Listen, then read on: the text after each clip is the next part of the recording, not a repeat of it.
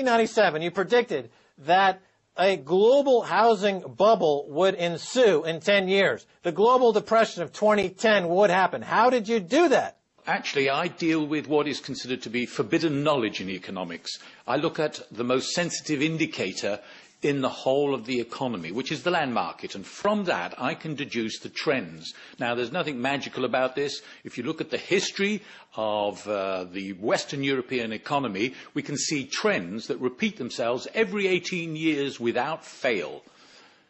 By looking at the land market, we can see exactly how the health of the economy is progressing, and from that information I can date the main turning points in the business cycle. And that's how I did it back in '83, forecasting that 1992 would be the end of that cycle, and I did it in 1997 because it's simple arithmetic, frankly.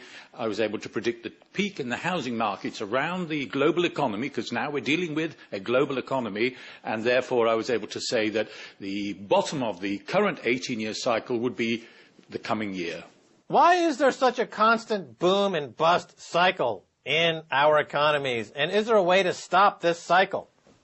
The boom-bust cycle is programmed into the politics of, well, what used to be a monarchical system. It became the aristocracy's economy. Now it's a democratic one, but the underlying factors are still the same. The best gains are out of land. Not out of the stock market, not out of other exotic instruments. Actually, over the business cycle, the highest capital gains are to be made from land. That's the secret. But the way that the market is structured at the present time, we definitely get a boom after about 15 years into the cycle, which means that there has to be a bust because debt is created in order to overexploit that market, and the economy has to come to a grinding halt. And it's happened every 18 years for the last 200 or 300 years. You argue that we should socialize land and privatize wages.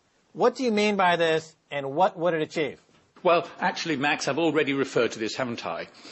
The socialization is actually recovering for the public, the community, the value which we collectively create, and changing the taxes by abolishing taxes on earnings, abolishing taxes on the profits we make from the investments out of our savings, means that we re-privatize the wealth that we create, we let people keep what they produce, and we collect to fund the public sector that shared revenue, which is crystallized in the land market as rental income. We use that to pay for public services. That's re-socializing what used to be the public revenue and privatizing people's private wages.